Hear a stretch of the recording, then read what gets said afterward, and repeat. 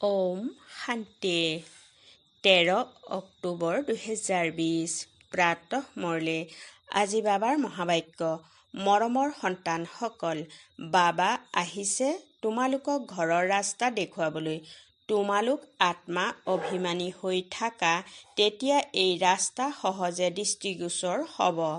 আজিৰ প্ৰশ্ন, সংগমত কোনটো এনে জ্ঞান পাইছা যাৰ বাবে সত্যযুগী দেৱতাসকলক মছজিদ বুলি কোৱা হ'ব? উত্তৰ, সংগমত তোমালোকক পিতাই অমৰ কথা শুনাই অমৰ আত্মাৰ জ্ঞান দিলে।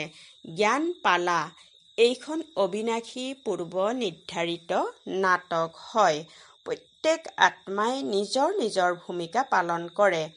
আত্মাই এটা শৰীৰ এৰি আন এটা লয়। ইয়াত কান্দিবলগীয়া কথা নাই। এইটো জ্ঞানৰ বাবে সত্যযুগী দেৱতাসকলক মছজিদ বুলি কোৱা হয়।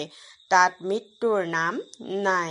আনন্দেৰে পুৰণা শৰীৰ এৰি নতুন লয়। গীত। অন্ধজনক মাৰ্গদৰ্শন কৰা। ওম শান্তি। অতি মৰমৰ আত্মিক সন্তানসকলক পিতাই কয় যে ৰাস্তাটো দেখুৱাইছো, কিন্তু প্ৰথমে নিজক আত্মা বুলি নিশ্চয় কৰি বহা, দেহী অভিমানী হৈ বহা। তেতিয়া তোমালোকে ৰাস্তা বহুত সহজে দেখিবলৈ পাবা। ভক্তি মাৰ্গত আধাকল্প হাবাথুৰি খাইছা। ভক্তি মাৰ্গৰ অনেক সামগ্ৰী আছে। এতিয়া পিতাই বুজাইছে, বেহদৰ পিতা এজনেই। পিতাই কয়, তোমালোকক ৰাস্তা দেখুৱাই আছো। জগতৰ লোকে এইটো গম নাপায় যে কোনটো ৰাস্তা দেখুৱাই। মুক্তি জীৱন মুক্তি, গতি সদগতিৰ। মুক্তি বুলি কোৱা হয় শান্তিধামক। আত্মাই শৰীৰ অবিহনে একোৱে ক'ব নোৱাৰে। কৰ্মেন্দ্ৰিয়ৰ দ্বাৰাহে আৱাজ হয়। মুখৰ দ্বাৰা আৱাজ হয়। মুখ নহলে আৱাজ ক'ৰ পৰা আহিব? আত্মাই এই কৰ্মেন্দ্ৰিয় পাইছে কৰ্ম কৰিবলৈ। ৰাৱণৰ ৰাজ্যত তোমালোকে বিকৰ্ম কৰা। এই বিকৰ্ম চি চি কৰ্ম হৈ যায়। সত্যযুগত ৰাৱণেই নাই, সেয়েহে কৰ্ম অকৰ্ম হৈ যায়। তাত 5 বিকাৰ নাথাকে। তাক কোৱা হয় স্বৰ্গ। ভাৰতবাসী স্বৰ্গবাসী আছিল, এতিয়া আকৌ নৰকবাসী বুলি ক'ব। বিষয় বৈতৰণী নদীত ডুবি ককবকাই থাকে। সকলোৱে এজনে আনজনক দোষ দি থাকে। এতিয়া কয়, বাবা এনেকুৱা ঠাইলৈ লৈ যোৱা য'ত দুখৰ নাম নাই। সেয়াতো ভাৰত। যেতিয়া স্বৰ্গ আছিল তেতিয়া দুখৰ নাম নাছিল। স্বৰ্গৰ পৰা নৰকলৈ আহিল, এতিয়া আকৌ স্বৰ্গলৈ যাব লাগে। এয়া খেল হয়। পিতাইহে সন্তানসকলক বহি বুজায়। সঁচা সৎ সংগ এয়া হয়। তোমালোকে ইয়াত সঁচা পিতাক স্মৰণ কৰা। তেওঁৱেই উচ্চতকৈও উচ্চ ভগৱান হয়। তেওঁ হ'ল ৰচয়িতা। তেওঁৰ পৰা উত্তৰাধিকাৰ পোৱা যায়। পিতাইহে সন্তানসকলক উত্তৰাধিকাৰ দিব। সদৰ পিতা থকা স্বত্বেও আকৌ স্মৰণ কৰে, হে ভগৱান, হে পৰমপিতা পৰমাত্মা, দয়া কৰা। ভক্তি মাৰ্গত হাবাথুৰি খাই খাই হাইৰাণ হৈ গৈছে। কয়, হে বাবা, আমাক সুখ শান্তিৰ উত্তৰাধিকাৰ দিয়া। এয়াতো পিতাইহে দিব পাৰে, তাকো 21 জন্মৰ কাৰণে। হিচাপ কৰিব লাগে। সত্যযুগত যেতিয়া এওঁলোকৰ ৰাজত্ব আছিল তেতিয়া নিশ্চয় কম মনুষ্য আছিল। এটা ধৰ্ম আছিল, এখনেই ৰাজ্য আছিল, তাক কোৱা হয় স্বৰ্গ সুখধাম। নতুন সৃষ্টিক কোৱা হয় সতোপ্ৰধান, পুৰণিক তমোপ্ৰধান বুলি ক'ব। প্ৰতিটো বস্তুৱে প্ৰথমে সতোপ্ৰধান, পাছত সতো ৰজো তমোলৈ আহে। শিশুক সতোপ্ৰধান বুলি ক'ব। শিশুক মহাত্মাতকৈও উচ্চ বুলি কোৱা হয়। মহাত্মা সকলেতো জন্ম লৈ পাছত ডাঙৰ হৈ বিকাৰৰ অনুভৱ কৰি ঘৰ সংসাৰ এৰি গুচি যায়। শিশুৱেতো বিকাৰৰ বিষয়ে নাজানে, একেবাৰে নিষ্পাপ হয়। সেইকাৰণে মহাত্মাতকৈও উচ্চ বুলি কোৱা হয়। দেৱতাসকলৰ মহিমা গাই সৰ্বগুণ সম্পন্ন সাধুসকলৰ এনেকুৱা মহিমা কেতিয়াও কৰা নহয়। পিতাই হিংসা আৰু অহিংসাৰ অৰ্থ বুজাইছে। কাৰোবাক মৰা ইয়াক হিংসা বুলি কোৱা হয়। সকলোতকৈ ডাঙৰ হিংসা হৈছে কাম কটাৰী চলোৱাটো। দেৱতাসকল হিংসক নহয়, কাম কটাৰী নচলায়। পিতাই কয়, এতিয়া মই আহিছোঁ তোমালোকক মনুষ্যৰ পৰা দেৱতা কৰি গঢ়ি তুলিবলৈ। দেৱতা থাকে সত্য যুগত। ইয়াত কোনেও নিজক দেৱতা বুলি ক'ব নোৱাৰে। বুজি পায় যে আমি নিজ পাপী বিকাৰী। তেন্তে আকৌ নিজক দেৱতা বুলি কেনেকৈ ক'ব? সেইকাৰণে হিন্দু ধৰ্ম বুলি কৈ দিছে। বাস্তৱত আদি সনাতন দেৱী দেৱতা ধৰ্ম আছিল। হিন্দুটো হিন্দুস্থানৰ পৰা ওলাইছে। তেওঁলোকে আকৌ হিন্দু ধৰ্ম বুলি কৈ দিছে। তোমালোকে কবা আমি দেৱতা ধৰ্মৰ হওঁ, তেতিয়াও হিন্দুত ধৰি ল'ব। ক'ব আমাৰ ওচৰত স্তম্ভই হিন্দু ধৰ্মৰ আছে। পতিত হোৱাৰ কাৰণে নিজক দেৱতা বুলি ক'ব নোৱাৰে। এতিয়া তোমালোকে জানা আমি পূজ্য দেৱতা আছিলোঁ, এতিয়া পূজাৰী হ'লো। পূজাও প্ৰথমে কেৱল শিৱৰ কৰে, পাছত ব্যভিচাৰী পূজাৰী হ'ল। পিতা এজনেই, তেওঁৰ পৰা উত্তৰাধিকাৰ পোৱা যায়। বাকীটো অনেক প্ৰকাৰৰ দেৱী দেৱতা আদি আছে, তেওঁলোকৰ পৰা কোনো উত্তৰাধিকাৰ পোৱা নাযায়। এই ব্ৰহ্মাৰ পৰাও তোমালোকে উত্তৰাধিকাৰ নোপোৱা। এজন হ'ল নিৰাকাৰী পিতা, আনজন হ'ল সাকাৰী পিতা। সাকাৰী পিতা থকা স্বত্বেও হে ভগৱান, হে পৰম পিতা বুলি কৈ থাকে। লৌকিক পিতাক এনেকৈ নকয়। গতিকে উত্তৰাধিকাৰ পিতাৰ পৰা পোৱা যায়। স্বামী আৰু পত্নী আধা আধা অংশীদাৰ হয়, গতিকে পত্নীয়ে আধা ভাগ পাব লাগে। প্ৰথমে আধা পত্নীক দি আধা সন্তানসকলক দিব লাগে। কিন্তু আজিকালিতো সন্তানসকলকেই গোটেই ধন দি দিয়ে। কিছুমানৰ মোহ বহুত থাকে, বুজি পায় যে আমাৰ মৃত্যুৰ পাছত সন্তানেই অধিকাৰী হ'ব। আজিকালিৰ সন্তানেতো পিতাকৰ মৃত্যুৰ পাছত মাকক নুসুধেও। কোনো কোনো মাতৃ স্নেহী হয়, কোনো কোনো আকৌ মাতৃদ্ৰোহী হয়। আজিকালি বেছিভাগেই মাতৃদ্ৰোহী হয়, সকলো পইচা উৰুৱাই দিয়ে। ধৰ্মৰ সন্তানো কিছুমান এনেকুৱা হয় যে বহুত অশান্তিৰ সৃষ্টি কৰে। এতিয়া সন্তানসকলে কীৰ্তি শুনিলা, কয় বাবা আমাক সুখৰ ৰাস্তা দেখুওৱা, য'ত শান্তি আছে। ৰাৱণৰ ৰাজ্যততো সুখ হ'ব নোৱাৰে। ভক্তি মাৰ্গততো ইমানখিনিও নুবুজে যে শিৱ বেলেগ, শংকৰ বেলেগ। বছ মূৰ দোৱাই থাকা, শাস্ত্ৰ পঢ়ি থাকা। বাৰু ইয়াৰ পৰা কি পাব? একো গম নাপায়। সকলোৰে শান্তিৰ সুখৰ দাতাটো এজনেই পিতা হয়। সত্য যুগত সুখো আছে, শান্তিও আছে। ভাৰতত সুখ শান্তি আছিল, এতিয়া নাই। সেইকাৰণে ভক্তি কৰি দুৱাৰে দুৱাৰে হাবাথুৰি খাই ফুৰে। এতিয়া তোমালোকে জানা শান্তিধাম সুখধামলৈ লৈ যাওঁতা এজনেই পিতা হয়। বাবা আমি কেৱল আপোনাকেই স্মৰণ কৰিম, আপোনাৰ পৰাই উত্তৰাধিকাৰ ল'ম। পিতাই কয় দেহ সহিত দেহৰ সকলো সম্বন্ধ পাহৰি যাব লাগে। এজন পিতাক স্মৰণ কৰিব লাগে। আত্মা ইয়াতে পবিত্ৰ হ'ব লাগে। স্মৰণ নকৰিলে তেতিয়া আকৌ শাস্তি খাব লাগিব, পদো ভ্ৰষ্ট হৈ যাব। সেইকাৰণে পিতাই কয় স্মৃতিত থকাৰ পৰিশ্ৰম কৰা। আত্মাসকলক বুজায়।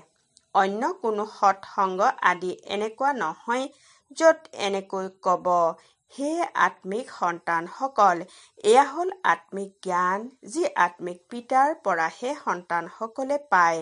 আত্মা অৰ্থাৎ নিৰাকাৰ। শিৱও নিৰাকাৰ হয় নহয় জানো?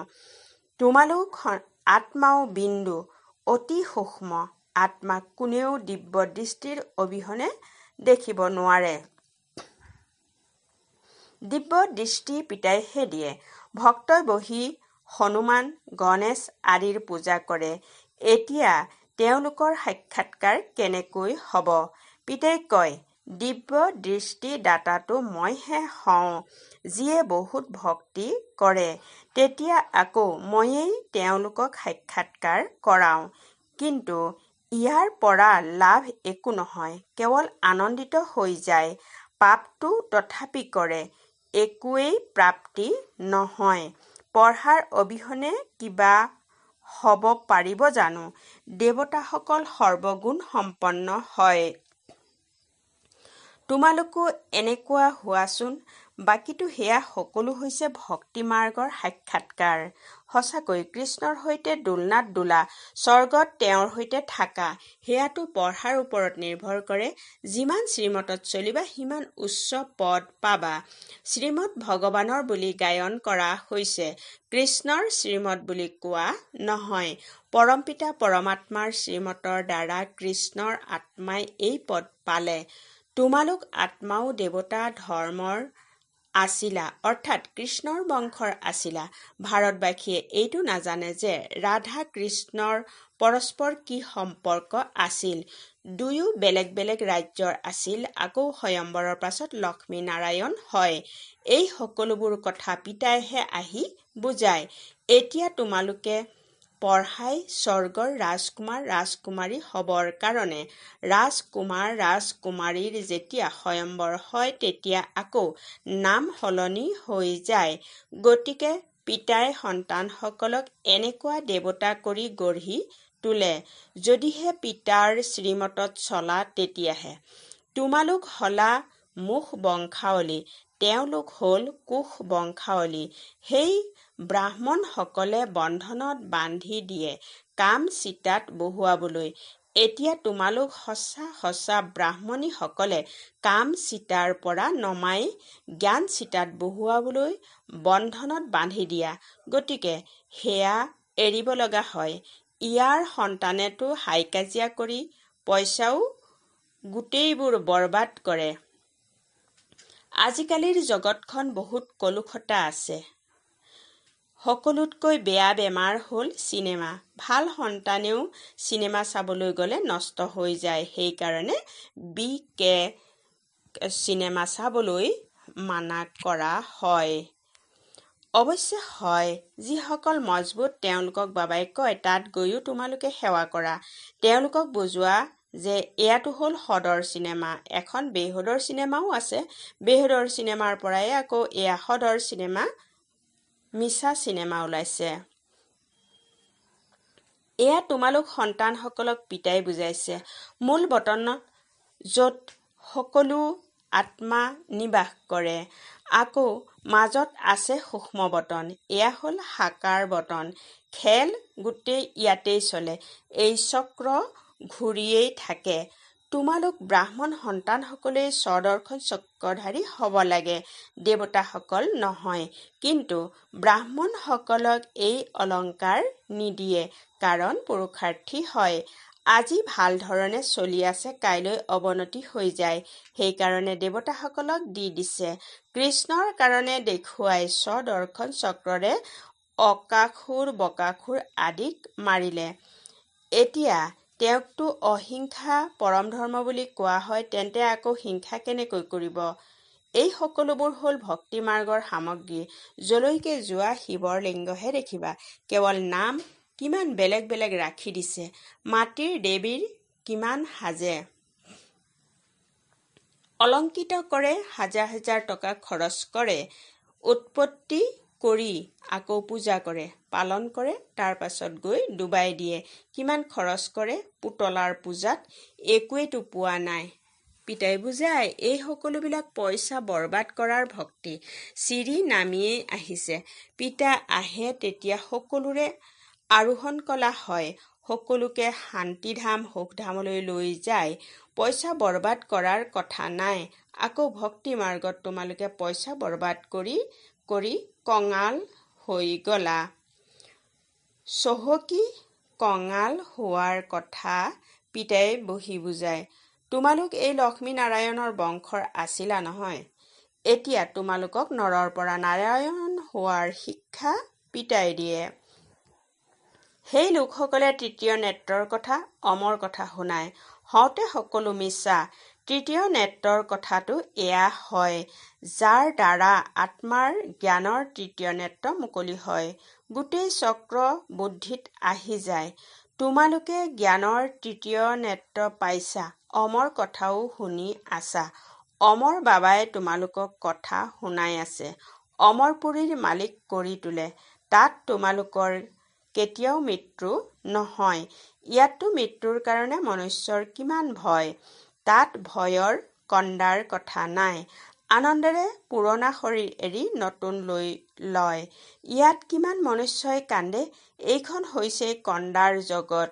পিতাই কয়, এইখনতো পূৰ্ব নিৰ্ধাৰিত নাটক। প্ৰত্যেকেই নিজৰ নিজৰ ভূমিকা পালন কৰি থাকে। এই দেৱতাসকল মোহজিত হয় নহয় জানো? ইয়াততো জগতত অনেক গুৰু আছে, যাৰ অনেক মত পোৱা যায়। প্ৰত্যেকৰে মত নিজৰ। এক সন্তোষী দেৱীও আছে, যাৰ পূজা হয়। এতিয়া সন্তোষী দেৱীসকলতো সত্যযুগত থাকিব পাৰে। ইয়াত কেনেকৈ থাকিব পাৰে? সত্যযুগত দেৱতাসকল সদায় সন্তুষ্ট হৈ থাকে। ইয়াততো কিবা নহয় কিবা আশা থাকে। তাত কোনো আশা নাথাকে। পিতাই সকলোকে সন্তুষ্ট কৰি দিয়ে। তোমালোক পদমপতি হৈ যোৱা। কোনো অপ্ৰাপ্ত বস্তু নাথাকে, যাৰ প্ৰাপ্তিৰ কাৰণে চিন্তা হ'ব। তাত চিন্তা নাথাকেই। পিতাই কয়, সকলোৰে সদ্গতিদাতা ময়েই হওঁ। তোমালোক সন্তানসকলক 21 জন্মৰ কাৰণে আনন্দই আনন্দ দিয়ে। এনেকুৱা পিতাক স্মৰণো কৰিব লাগে। স্মৃতিৰ দ্বাৰাই তোমালোকৰ পাপ ভস্ম হ'ব আৰু তোমালোক শত্ৰুপ্ৰধান হৈ যাবা। এইবোৰ বুজিবলগীয়া কথা। যিমান আনক বেছিকৈ বুজাবা, সিমান প্ৰজা তৈয়াৰ হ'ব আৰু উচ্চ পদ পাবা। এয়া কোনো সাধু আদিৰ কথা নহয়। ভগৱান বহি এওঁৰ মুখৰ দ্বাৰা বুজায়। এতিয়া তোমালোক সন্তুষ্ট দেৱী দেৱতা হৈ আছা। এতিয়া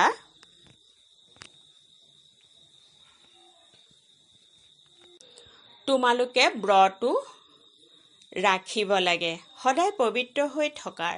কিয়নো পবিত্ৰ সৃষ্টিলৈ যাব লাগে। গতিকে পতিত হ'ব নালাগে। বাবাই এই ব্ৰত শিকাইছে। মনুষ্যই আকৌ অনেক প্ৰকাৰৰ ব্ৰত উলিয়াইছে। ভাল বাৰু।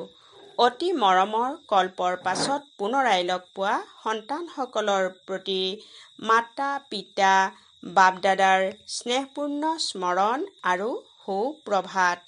আত্মিক পিতাৰ আত্মিক সন্তানসকলক নমস্কাৰ। ধাৰণাৰ বাবে মুখ্য সাৰ নম্বৰ 1। এজন পিতাৰ মতত চলি সন্তুষ্ট হৈ থাকি সন্তোষী দেৱী হ'ব লাগে। ইয়াত কোনো আশা ৰাখিব নালাগে। পিতাৰ পৰা সকলো প্ৰাপ্তি কৰি পদমপতি হ'ব লাগে। নম্বৰ 2। সকলোতকৈ লেতেৰা কৰি তোলোতা হৈছে চিনেমা। তোমালোকৰ চিনেমা চাবলৈ মানা কৰা হৈছে। যদি তোমালোক বাহাদুৰ অৰ্থাৎ বৰ সাহসী হোৱা, তেন্তে সদ আৰু বেহদৰ চিনেমাৰ ৰহস্য বুজি আনক বুজোৱা সেৱা কৰা। আজিৰ বৰদান। বিন্দু স্থিতিৰ দ্বাৰা প্ৰকৃতিৰ অস্থিৰতাক পৰাভূত কৰোঁতা প্ৰকৃতিজিত হোৱা।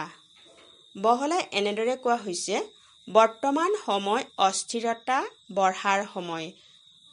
চূড়ান্ত কাকতত এফালে প্ৰকৃতি আৰু আনফালে 5 বিকাৰৰ ভয়ানক ৰূপ হ'ব। তমোগুণী আত্মাসকলৰ প্ৰহাৰ আৰু পুৰণা সংস্কাৰ সকলোৱে অন্তিম সময়ত নিজৰ সুবিধা ল'ব। এনেকুৱা সময়ত সামৰি লোৱাৰ শক্তিৰ দ্বাৰা এতিয়াই সাকাৰী, এতিয়াই আকাৰী আৰু এতিয়াই নিৰাকাৰী স্থিতিত স্থিত হোৱাৰ অভ্যাস লাগে। দেখিও নাচাবা, শুনিও নুশুনিবা। যেতিয়া এনেকুৱা বিন্দুৰ স্থিতি হ'ব, তেতিয়া প্ৰকৃতিপতি হৈ অস্থিৰতাক পৰাভূত কৰিব পাৰিবা। শ্লোগান: নিৰ্বিঘ্ন ৰাজ্য অধিকাৰী হ'বলৈ হ'লে নিৰ্বিঘ্ন সেৱাধাৰী হোৱা। ওম শান্তি।